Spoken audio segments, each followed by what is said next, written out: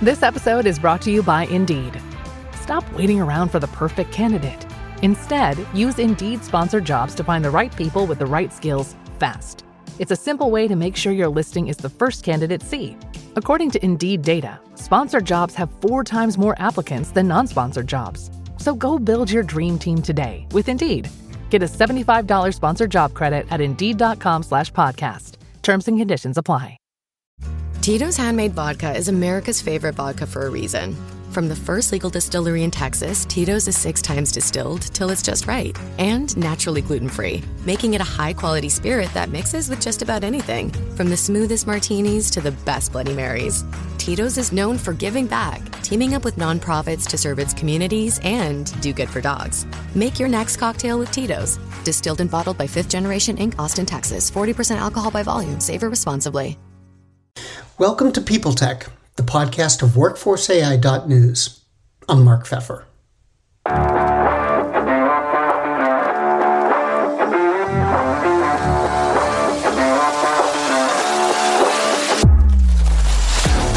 My guest today is Siobhan Savage, the CEO of Reejig. They're a talent intelligence platform that works with companies who want to transform themselves in order to address the fundamental changes that are taking place in business and in work. We're going to talk about how the company looks at the workforce and analyzes it, as well as get her thoughts on how work is evolving in this age of AI. All on this edition of People Tech. Hi, Siobhan.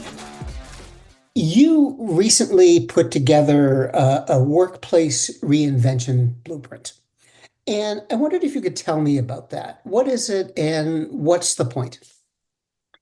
We are, as a world, as a society, hurtling towards AI at a pace that we've never seen before. So we're about to enter, or already are in, this once-in-a-generation change to work. And although that sounds really great and exciting, most folks actually don't know what that means, how they're going to get there, what the impacts of that will be, and how they think about their workforce in that context. So a lot of, Reejig is, we have the largest set of data in the world. Think of us like the universal language of work. Mm-hmm. And we have access to insights and intelligence that no one else has in work. And we feel a responsibility to make sure that we're preparing and helping the community rise to understand what will the workforce look like in the future when it comes to AI. What will that mean in terms of the impacts to our workforce, whether that's at an opportunity level, looking at waste, looking at that potential, but then if we make those changes, what does that mean for our people? And how do we think about making sure that as a society and as leaders that we don't leave folks behind? So this blueprint is all about, we've got 23 different industry ontologies that are based on understanding every role, every task, every skill. And what we're basically saying is that based on AI and the maturity of AI today and where we're going, this is likely what your industry is going to look like, so that you can then take action and make sure that you're reskilling your people, you're pivoting them, and you're taking advantage of this once-in-a-generation change to work. So you're kind of predicting what the world is going to look like in X number of years, and then recommending to people how they can prepare for that and what they have to do with their workforce about that. We're looking at it in the context of the maturity of the technology today, which will see us go out to about a 2-year ahead of us cycle. Because when you think right now, we're not at full autonomous agent, but we're going to go there. But right now, we're looking at the task and the subtask of where the AI agents are able to deploy into subtasks. And what we're essentially saying is this today timestamp, we've got a period of about 2+ years, not much more, where we'll see whether you're an advanced pioneering, company or you're one of the laggers. We will expect to see customers now start to use AI for these use cases. And here is the opportunity, but also here is your moment to be responsible and pivot folks into other work or look at reskilling efforts. So it's very much so this based on the maturity of technology today and where we believe the world will go. And also it's kind of like a compass for not only AI leaders, but like the chief people officer, for the CEO to actually think about, you've got this opportunity to bring in AI. Where is the best place to do it? Like what has the most opportunity? How do we free our people up to do the most meaningful work? How do we take those tasks that no one loves to do, that cost us a lot of money, cause us a load of pain? how do we look at focusing our energy into the areas that we know has the best bang for buck? And if we do that, what does that look like in terms of the careers for our people? Like, what does that look like? Are we going to impact them? Is there some impact? Is there a full impact? Is there a pivot? The data is really like a guideline to help folks start that conversation in terms of boldly reinventing their company, but being super responsible at the same time. Are you finding that executives want this kind of guidance, or are you having to do a lot of selling about the value of it? We have never grown as fast in our life. So as a company, most companies and most CEOs, one of the pieces of, one of the agents that we've built in our team is we have an agent that basically takes all of the earnings reports and it looks at like, what is all the CEOs saying to their shareholders? And what's the research agent actually saying? And what we have seen across the board, Mark, is operational efficiency, cost effectiveness, velocity, productivity, AI, all keywords.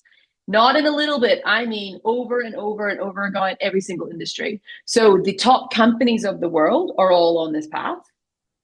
So if their CEOs are committing this to their shareholders, then you know it's going to roll down into their teams at some point. So we're not having to do a lot of education. What we're having to do is help guide. So everyone knows they want to do it, but the status quo kicks in and they don't know where to go and where's the best place, because having an understanding of the work in your business is the most critical part, so that you can then think about what task will I automate?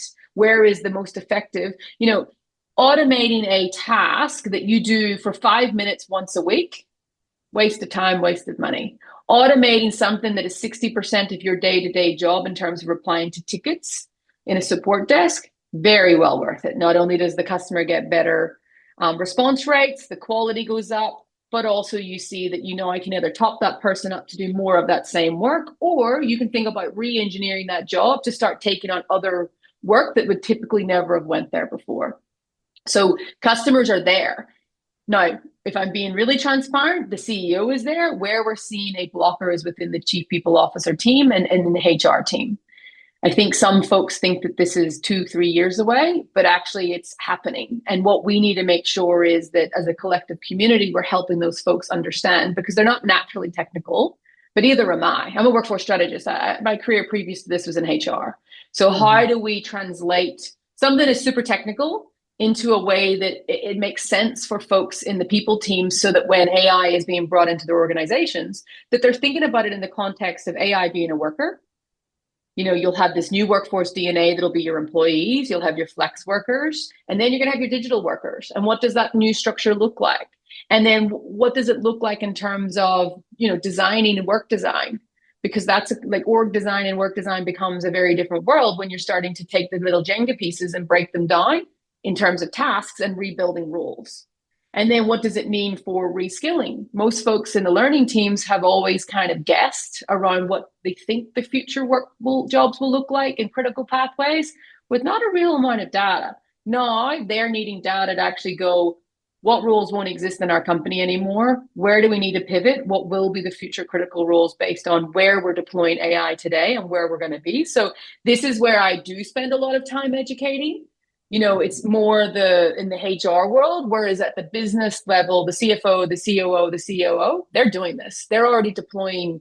Most customers that we're seeing have already started their journey towards Agent Builder with Copilot, with other different providers.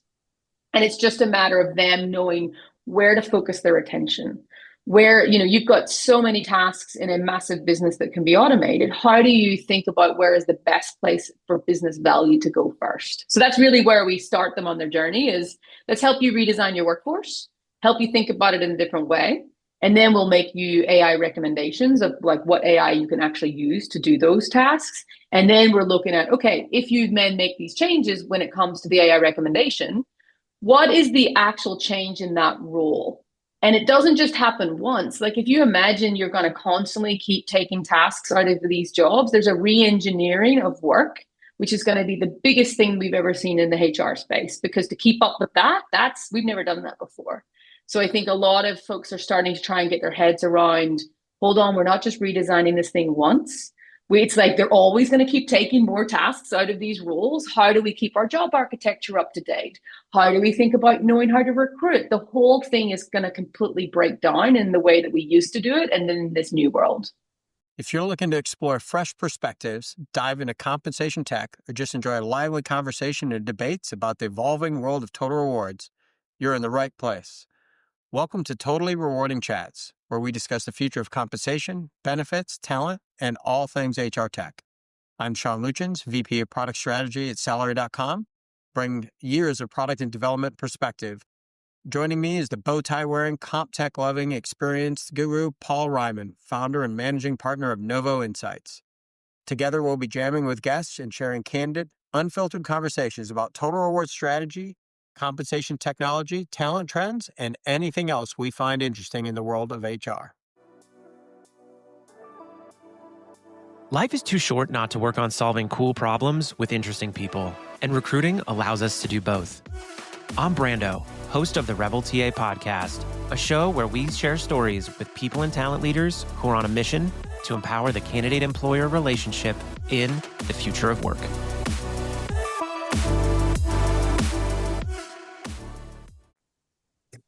It's interesting that you said that the C-level folks are ahead of the HR and people, talent folks in terms of when they think this is all going to happen. Why the disconnect? I mean, in a lot of ways, I would expect it to be reversed, where the HR leaders would think it was imminent and the CEO might not. I think it's a combination of things. I think one, the CEO has pressure that probably they've never had before in terms of, operational efficiency, productivity, and that they're searching out how to solve and keep their business stable through this kind of economic up and down, right, that we've been going through over the last few years. So I think, they are responsible for productivity, shareholder return. That essentially is the CEO's job, is to make sure that they do a good job for that.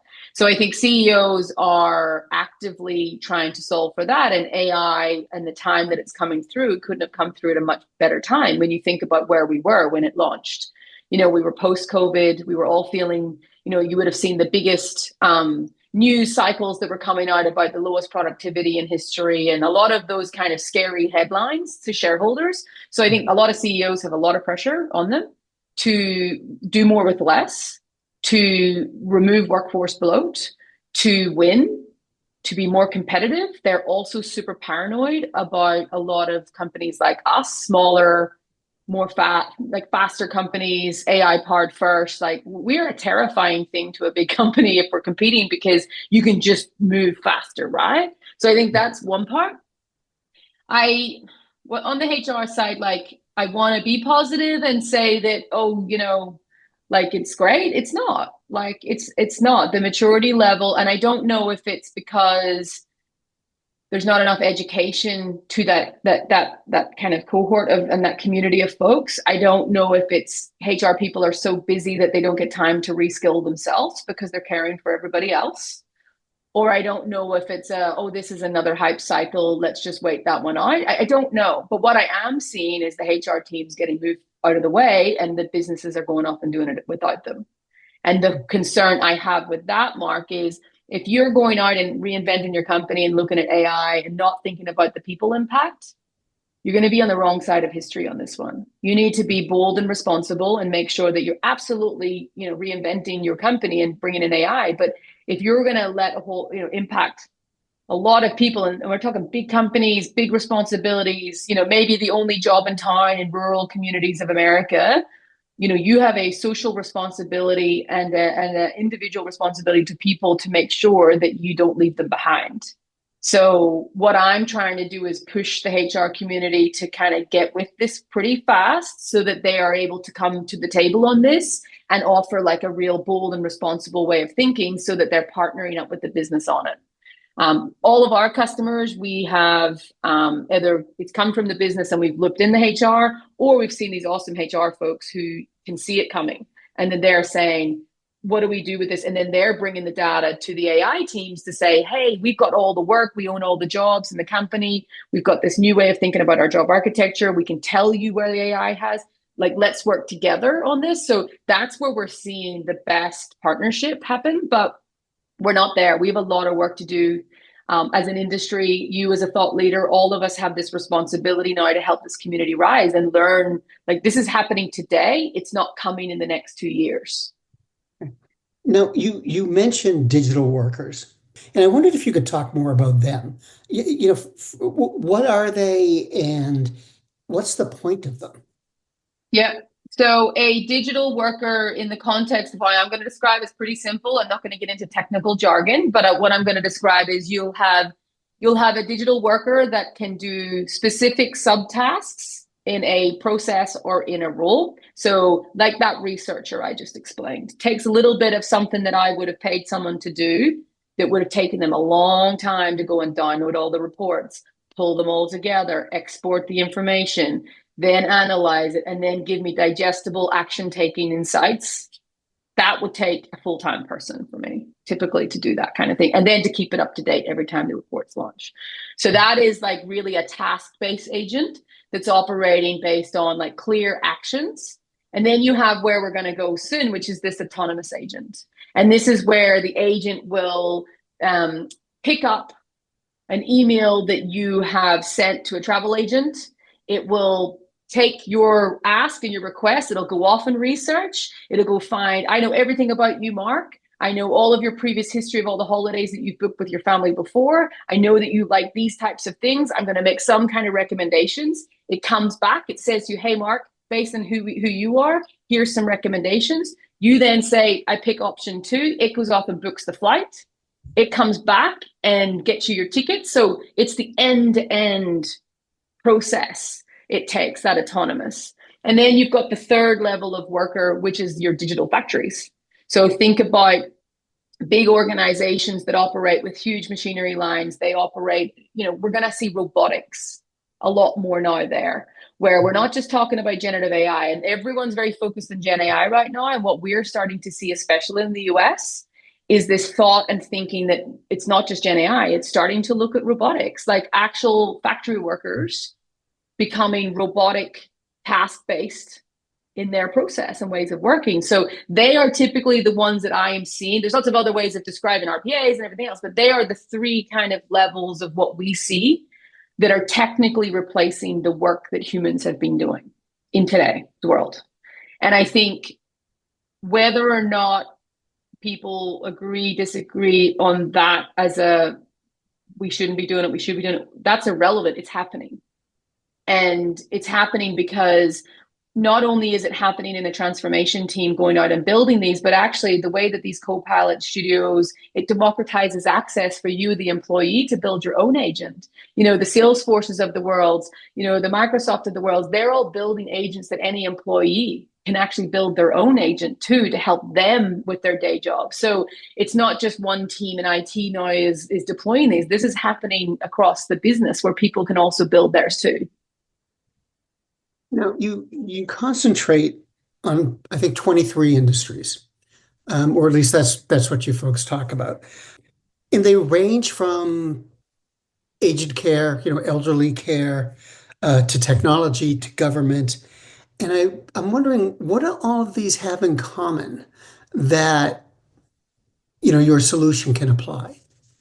So there's, like a similar procurement, finance, HR, administration, those lawyers, accountants, finance, every company has a corporate services, right? Like all of these companies will have some, and they're all typically desk workers. And they are typically the roles that have the most opportunity for automation in terms of generative AI, because it's all knowledge work. So we see across the board that when folks started to think about AI, they would look at whether they were in those industries, same industry or different. They started internally, because it's usually led from the AI teams, thinking about, let's look at our software engineers, let's look at our product managers and see, like, is there stuff to play? But then it quickly turned to, there's way more opportunity for us to reinvent in ways that haven't traditionally been reinvented that much, which includes your corporate services. And corporate services are typically an overhead. They don't make money, right? So the leaner that you can make your corporate service, the more that is less of a cost. So we do see that across all of these different industries, that is a kind of a consistent.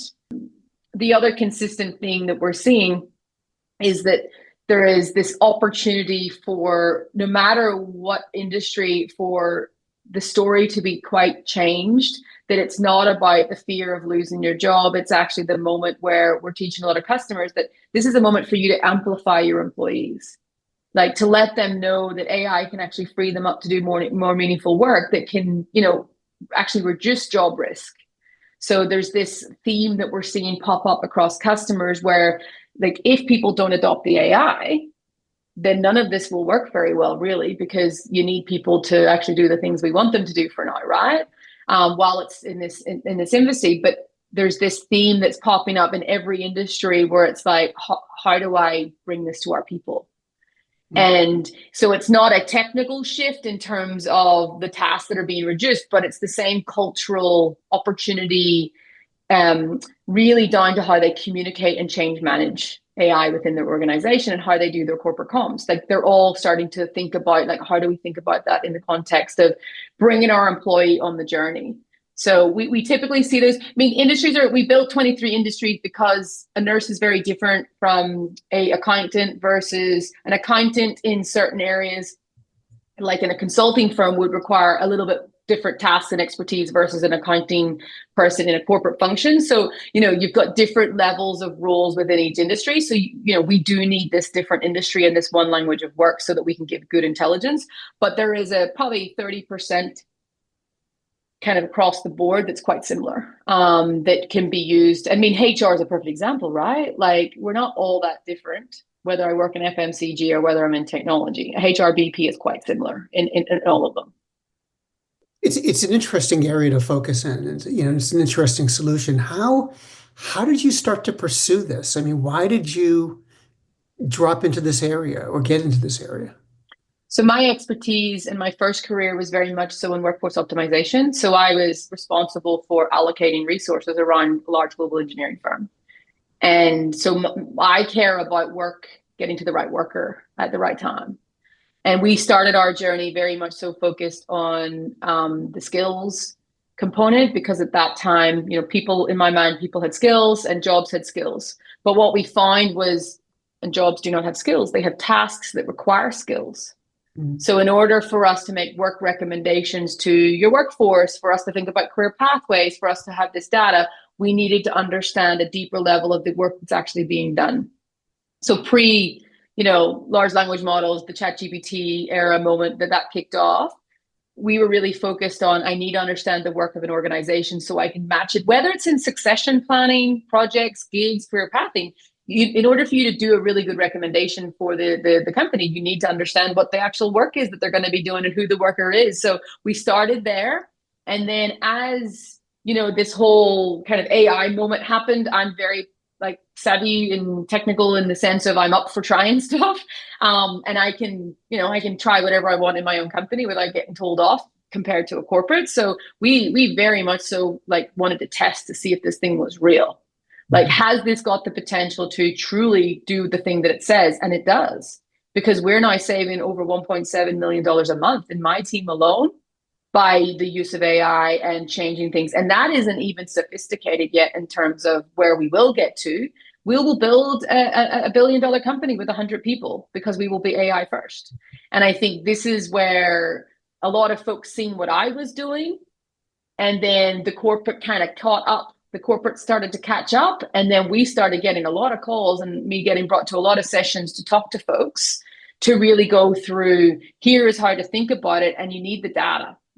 I wouldn't have been able to do this without, even in a small company like mine, I wouldn't have understood what was all the work that was happening in my team. Never mind you working in a big corporate. So that was really where it started. And, this is probably we're just at the kind of the tip of the rocket taking off now, because we've hit right into a really critical moment where organizations do want to boldly reinvent, and they're expected to, but also most companies are good. They want to do good by their people. So they're very motivated to make sure that when they're boldly reinventing, that they're not leaving people behind. And that's really important to us in terms of our mission. Well, it's fascinating. It really is, and I appreciate your coming by today, and I hope you'll come back so we can talk about it some more. Thanks, Mark. Bye.